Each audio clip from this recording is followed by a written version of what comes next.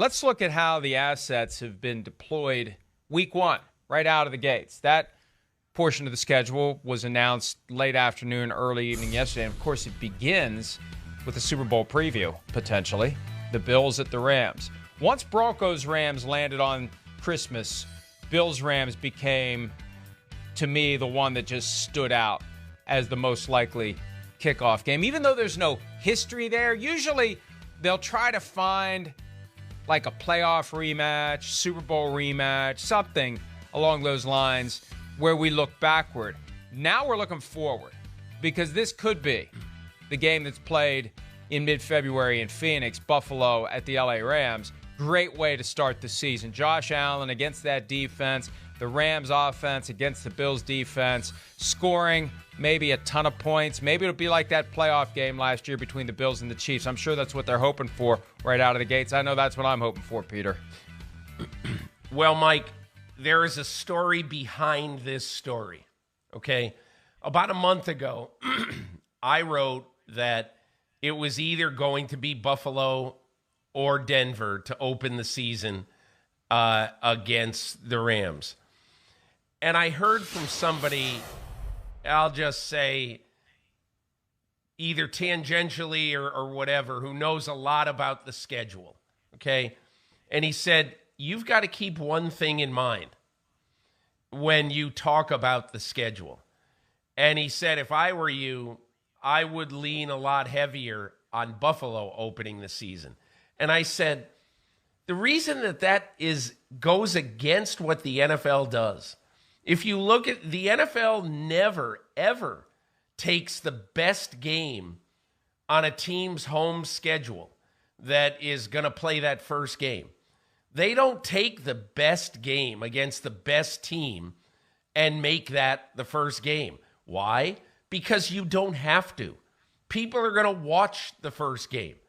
And so I was told there's a little bit of a difference this year. I said, what's the difference? And he goes, when you consider what happened last year when NBC opened with Tampa Bay and Dallas and had a monster rating, it was 24% higher than the previous year when it was Houston and Kansas City, which operated under the premise of, just put any game on in the first week and people will watch it. Well, a bunch of people watch Houston and Kansas City, but the Dallas-Tampa game was bonkers because it was Tom Brady against America's team. So the NFL did not want to come out of the box this year with a headline in Sports Business Journal at 4 o'clock Friday afternoon saying ratings for the opener are down 14% over last year. And so that was a big reason why Buffalo ended up in this spot. Even though I'm not convinced, and I don't think there's universal consensus that Denver at the Rams would have gotten them any much of a different number at all, because Russell Wilson, his first game with the Broncos are a popular team. Now, the Bills are an incredibly popular regional team. But now we're going to see this year, Mike, can the Bills transition into a national team? And this will be the first test right out of the box. That game needs to get a big number. And by big number, I mean no worse than like 6 or 7% less in terms of rating than the game last year. It's a great point, and what it does, it puts even more pressure on the NFL next year and the year after that, as long as they continue to have this desire to come out of the gates. Precedent. They want to come out of the gates with a big number. You got to find the biggest game in primetime to start the year. That's a game you could have held back for the November sweeps. Oh, we got to hold that one. Chiefs-Packers, yes. We got to hold that one for November. Yeah. Right? Well, no, maybe we burn some of these early to get gigantic numbers. And and convince people when they see that, oh, NFL's up 20%. I better not miss a game. NFL's up. Mike, it's doing well. That's a big part Everything's of this. great. Because you set the narrative. You set the narrative early in the season as to whether or not things are going well or not. Because we don't pay as much attention to the ratings unless they're dramatically down as the season unfolds. It's what you can set right away. And look at the full primetime schedule to start the week, to start the year. Excuse me. Easy for him to say. You got Cowboys-Bucks, the game that generated the big number on Thursday. Boom, there it is on Sunday night. And then one of the great games of the year. One of the great games of the year. You never set off your, fireworks 101. You don't set off your finale right when you start the display.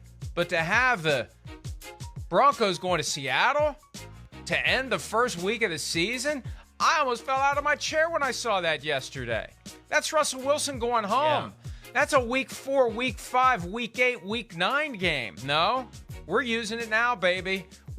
So the ABC rating, ABC ESPN rating for that week 1 Monday night game, the NBC ratings for Sunday night and Thursday night, they're going to be through the roof. Through the roof. Great point, Peter. Mike, you know what NBC does? NBC is not going to go as crazy as the NFL will if the rating is down 8 or 10% for the Thursday night game. And the reason is what NBC looks at is the combined Thursday-Sunday rating in audiences in week 1. And having Tampa Bay and Dallas will mean that the comparative ratings from 2022, this year, to last year are going to be way up. Well, I shouldn't say they'll be way up, but they will be competitive with last year, I should say. And I think I know why that game on Monday is such a huge game.